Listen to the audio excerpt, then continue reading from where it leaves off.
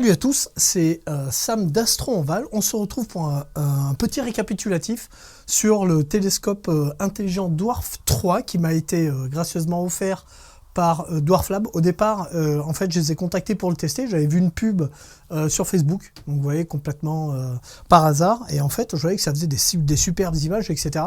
Donc j'étais assez sceptique. J'ai dit, tiens, c'est quand même vachement bizarre. Le télescope, il fait des images de galaxies, M31, de nébuleuses. Donc j'ai commencé un petit peu à regarder sur Internet, à chercher sur YouTube avec des chaînes spécialisées en astro. Et je suis tombé sur la chaîne d'Alexandra Denastro qui tient une boutique de vente de matériel astronomique à Strasbourg, et j'ai vu qu'elle testait le télescope et qu'elle avait non seulement le Dwarf 3 mais aussi le 2, elle avait un Vespera, elle avait plein de télescopes intelligents, et en fait j'ai vu qu'elle les testait. Donc je les ai contactés, j'ai dit tiens, c'est quand même moi ça m'intéresse vachement, je serais vachement intéressé pour tester. Donc je les ai contactés, j'ai contacté le support.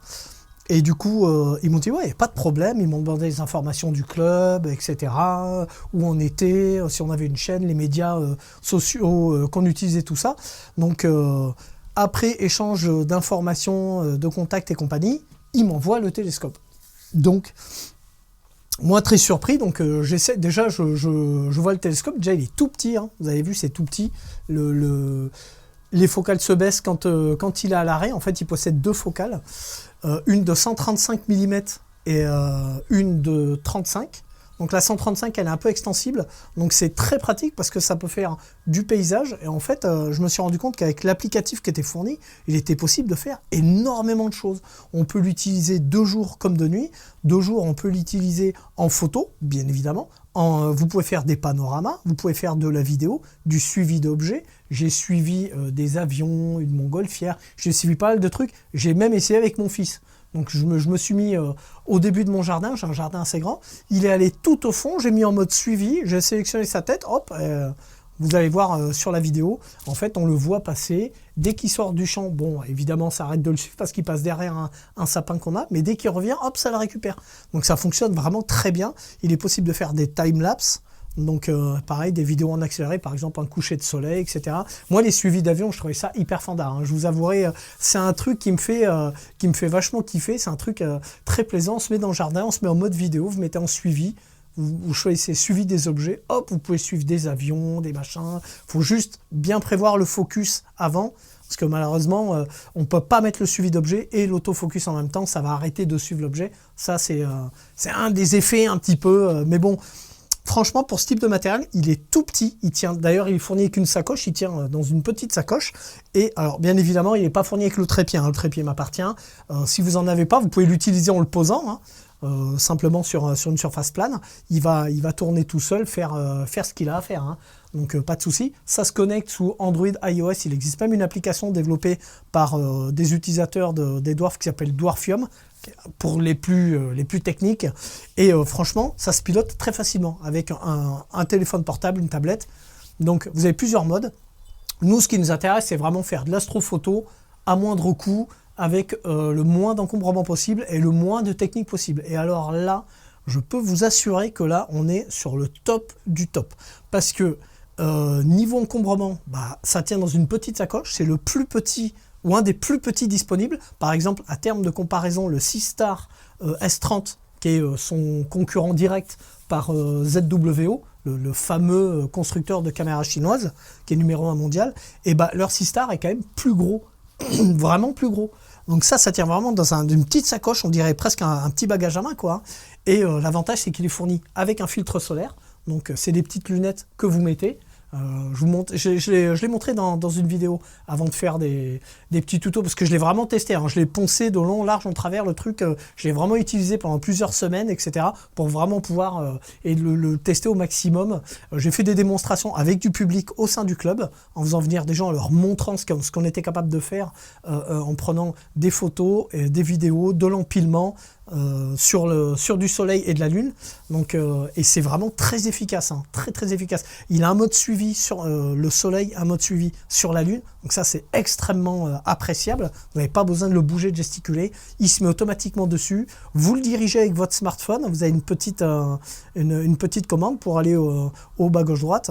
vous le mettez dessus. Vous avez les deux objectifs, donc vous pouvez switcher de l'un à l'autre simplement en appuyant sur le petit carré en haut à gauche. Ça va basculer la vue entre le téléobjectif et le grand angle, ce qui est vraiment très appréciable. Du coup, vous pouvez faire de la Voie lactée avec le grand angle, tout simplement. Et si vous voulez vraiment pousser plus loin, vous pouvez le mettre en mode équatorial, parce que par défaut, la bébête, elle tourne en alt azimutal. Donc ça veut dire que par défaut, il va vous proposer des cibles et vous pourrez exposer 15 secondes au maximum. Si vous choisissez de faire plus, vous pouvez désactiver le paramétrage automatique pour choisir vous-même le temps d'exposition. Si vous choisissez plus, il va vous demander de basculer en mode équatorial. Donc en mode équatorial, ça veut dire qu'il va s'aligner sur la polaire pour contrebalancer l'effet de rotation de la Terre. Et là, vous pouvez poser beaucoup plus longtemps, jusqu'à 120 secondes, c'est-à-dire 2 minutes. C'est très très appréciable. Juste à terme de comparaison, avec mon gros et mon Sony A7S dessus, là, je fais des pauses de 30 secondes. Hein. C'est pour vous donner une idée de comparaison. Donc c'est très intéressant. Donc j'ai pu photographier des galaxies, des nébuleuses, un amas globulaire. J'ai vraiment fait pas mal de choses dessus. Je l'ai vraiment poncé de long en large en travers. J'ai même fait une comparaison avec des vidéos du soleil. Par exemple, pour avoir une belle image du soleil, contrairement à l'idée répandue, on ne prend pas qu'une seule photo ou des empilements de photos, non, on prend une vidéo. En fait, on prend une vidéo qu'on va traiter dans un logiciel qui s'appelle AutoStacker et qui va aligner chaque frame d'image, c'est-à-dire chaque image par seconde. Donc il va aligner chaque frame pour que l'image soit la plus alignée possible et éliminer toutes les turbulences, etc. Et c'est ça qui donne l'image la plus parfaite. Et ben, l'image que j'ai faite avec le Dwarf, elle est fantastique. L'image est très bien, on voit très bien les taches solaires, c'est propre et bien détaillé, malgré la focale assez petite. Alors l'avantage aussi, c'est que vous pouvez zoomer lorsque vous êtes en prise de vue, par exemple sur la Lune ou le Soleil, ou même en astro, hein, vous pouvez zoomer. Ça, c'est très appréciable, surtout sur la Lune et le Soleil, parce que ça permet de bien voir l'objet au centre sans que ça enlève tous les réglages. Ça, c'est vraiment très appréciable. Autre chose, en astro, donc vous avez un atlas du ciel, donc il suffit de vous connecter à l'instrument, vérifier que vous soyez bien connecté à Internet, vous lancez l'atlas du ciel, il va le télécharger si vous ne le possédez pas, et ensuite, soit vous naviguez sur l'atlas du ciel et vous pointez l'objet qui vous intéresse, aussi simple que ça, et vous choisissez, soit vous laissez en automatique, et il va choisir directement le temps d'exposition, le gain, la prise de vue, il va tout faire pour vous. Soit vous êtes un petit peu plus bricoleur, vous voulez tenter un petit peu plus de faire des pauses, des expositions, etc. Et là, vous choisissez, vous pouvez choisir 15, 30, 60, 120, etc. Et pareil avec le gain. Le gain, vous pouvez le choisir de 0 à 120. Donc exactement comme une caméra refroidie en fait. Donc vous pouvez faire ça. Et surtout en astro, l'avantage, c'est que avec l'Atlas, soit vous naviguez vous-même, donc vous pouvez le faire de chez vous, hein, vous prenez le télescope, vous le mettez au milieu du jardin, vous rentrez chez vous, vous lancez le mode Atlas et vous pouvez regarder directement. Soit vous ne savez pas ce qu'il y a à chercher dans le ciel, vous n'y connaissez pas grand-chose, vous ne savez pas quel objet vous pouvez regarder, vous cliquez sur la petite loupe, il va vous lister tous les objets visibles, intéressants, à ce moment-là de l'année, au moment où vous utilisez le télescope. C'est-à-dire que si vous êtes en été, il ne va pas vous proposer M42, qui est la grande nébuleuse d'Orion, qui est visible qu'en hiver, vous voyez. Donc c'est quand même très intelligent, il est vraiment très polyvalent, on peut l'utiliser pour beaucoup de choses, c'est ça qui est très intéressant. Et puis surtout, les photos, franchement, sont spectaculaires. Hein. On est capable de faire, quand j'ai testé avec mon voisin Yann, j'ai pris 3 cibles, donc j'ai fait M31, pardon, M17 et M8. Et franchement, les photos, j'ai pris 100 photos empilées sur chaque, les photos étaient extraordinaires. En plus, vous n'avez même pas besoin de retoucher vous-même les photos empilées. Pour cause, parce qu'il y a directement un logiciel d'empilement intégré et que la photo empilée, la photo stackée, vous pouvez l'envoyer sur les serveurs cloud de Dwarf Lab pour avoir un traitement image avec un script automatique de PixInsight, c'est-à-dire il va retraiter votre image pour l'améliorer, faire ressortir les détails, etc. Et vous pouvez la retélécharger derrière. Ça, c'est très intéressant, surtout pour les astros comme nous, parce que en fait, vous pouvez récupérer l'image en 3 formats, soit au format JPEG standard, soit au format PNG, donc là l'image va être beaucoup plus grosse, on peut l'envoyer, vous ne pouvez pas la télécharger sur votre téléphone comme le JPEG, il vous l'envoie directement avec un lien par mail, soit en format FIT. Et le format FIT, c'est le format de traitement d'image qu'on utilise pour faire du retraitement avec les logiciels Astro, comme Cyril, PixInsight, etc. Donc vous pouvez récupérer cette image légèrement traitée et empilée par leur serveur, la récupérer et faire une superbe image. Donc moi, c'est ce que j'ai fait. Par exemple, j'ai les 3 images, vous voyez là avec M8, la nébuleuse de la lagune, là, durant la prise de shoot, là, une fois l'image empilée et traitée par leur serveur, et là, l'image que j'ai récupérée en fit et que j'ai un petit peu améliorée en remontant un peu les contrastes et les couleurs avec Lightroom. Donc vous voyez, ça permet d'avoir franchement un résultat très satisfaisant avec un minimum de coûts d'investissement en temps et en argent. Parce que ce qu'il faut savoir, c'est que cette petite bébête-là, elle vaut 529 €. Si vous le trouvez plus cher ailleurs, c'est que les gens marchent dessus. Donc l'achetez pas là-bas, prenez-le directement chez Dwarf Lab où vous le paierez 529 €, évidemment. Donc voilà pour ce petit télescope, vraiment très intéressant. Donc j'ai fait plusieurs vidéos de démonstration sur la Lune, le Soleil. N'hésitez pas à regarder sur le groupe Facebook Astro en Val où j'ai fait directement, je filmais mon écran pour vous montrer comment ça se passait, un empilement de photos, etc. Ah si, une chose aussi très intéressante, le télescope possède des filtres intégrés. Un peu comme si on avait une roue à filtre. Vous pouvez choisir le filtre standard, donc VIS, donc c'est la lumière visible, c'est le standard, c'est ce qu'on voit. Vous avez le filtre Astro et vous avez le filtre Dual Band. Alors par défaut, le filtre Dual Band, c'est lui qui va faire ressortir, le Dual Band c'est du HO.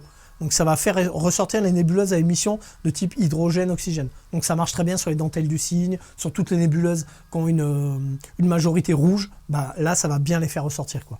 Donc voilà, donc il y a possibilité de faire de la mosaïque, comme j'ai expliqué, en mode équatorial. Vous pouvez agrandir le champ de 1,8 fois horizontalement et verticalement, ce qui est un confort. Par contre, maintenant on va aborder les points un petit peu plus gênants. Certes, il est très bien, il est vraiment pas cher, ça fonctionne très bien, c'est très efficace pour faire de l'astrophoto à moindre coût, sans avoir d'énormément de connaissances. Cependant, vu que c'est un appareil connecté, vous pouvez avoir des problèmes de connexion.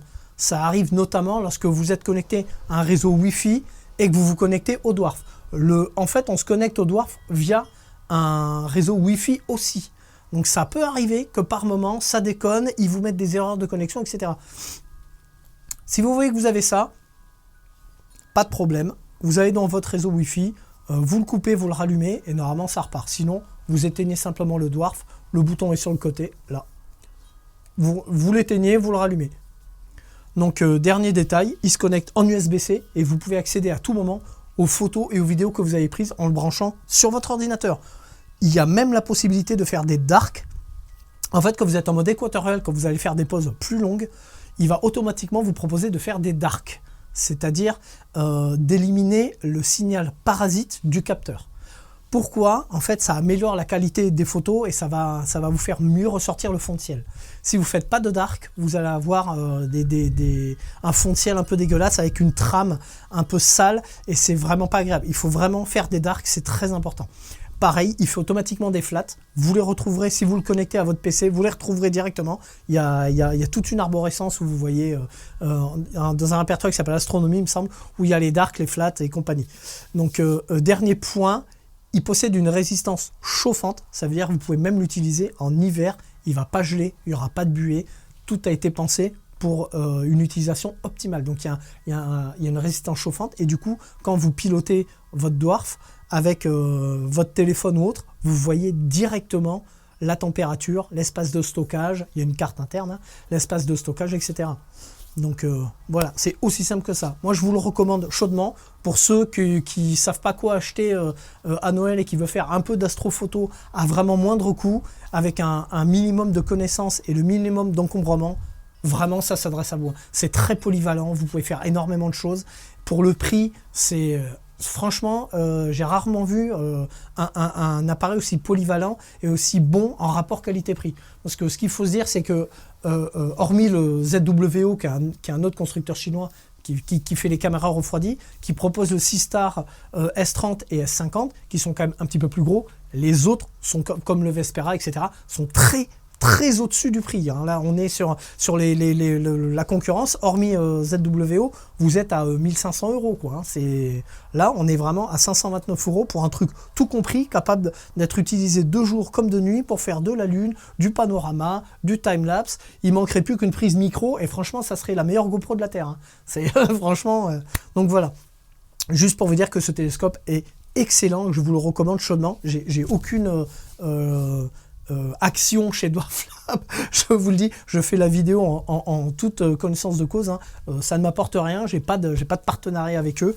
Pardon, si je mets la main sur le micro, j'ai pas de partenariat avec eux, donc c'est vraiment, si je vous le recommande, c'est que c'est vraiment que je pense qu'il est le plus adapté au plus grand public. Donc franchement, n'hésitez pas. Si vous avez des questions, n'hésitez pas à nous contacter ou à venir me voir dans le club. Je serai ravi de vous éclairer ou de faire des tests avec vous si vous êtes dans le Loiret.